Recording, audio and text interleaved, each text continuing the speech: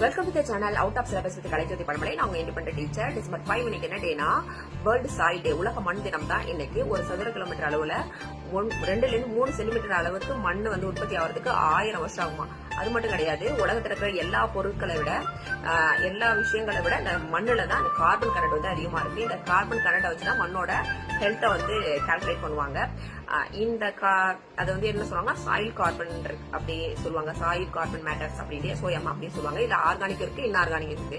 Organic அப்படிங்கிறது இந்த தாவரங்கள் விலங்குகள்லாம் அழிஞ்சி அது சிதைவுட்டு மண்ணுக்கு போய் சேருது இல்லையா, அது. இன்ஆர்கானிக் அப்படிங்கிறது மினரல்ஸ், இந்த கால்சியம் கார்பனேட், லைம் ஸ்டோன்ஸ் இதெல்லாம் மண்ணில் இருக்கும் இல்லையா, அது.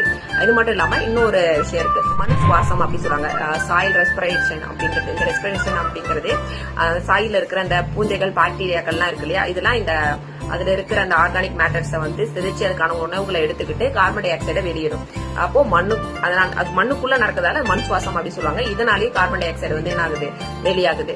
சோ இதனால வெளியாகிற கார்பன் டை ஆக்சைடும் மண் அதே மாதிரி கார்பனை வந்து சேமிச்சு வச்சுக்கும். எப்படின்னா ஒளிச்சேர்க்கை மூலமா தாவரம் என்ன பண்ணுது, கார்பன் டை ஆக்சைடு எடுத்துக்கிட்டு ஆக்சிஜனாவும் ஆர்கானிக் காம்போனன்ட்ஸ் ஆகவும் மாத்துது. அந்த ஆர்கானிக் காம்போனன்ட்ஸ் மண்ணுக்குள்ள போகுது இல்லையா. சோ இப்போ ஒளிச்சேர்க்கை மூலமா வர்ற இந்த கார்பன் இருக்கு இல்லையா, அதுவும் இந்த கார்பன் டை ஆக்சைடு மண் சுவாசம் மூலமா வெளியேறுது இல்லையா, இது ரெண்டும் ஈக்குவலா இருக்கும்போது அது ஒரு இந்த ஈகோ சிஸ்டம் வந்து பேலன்ஸா இருக்கு அப்படின்னு அர்த்தம். தேங்க்ஸ் ஃபார் வாட்சிங்.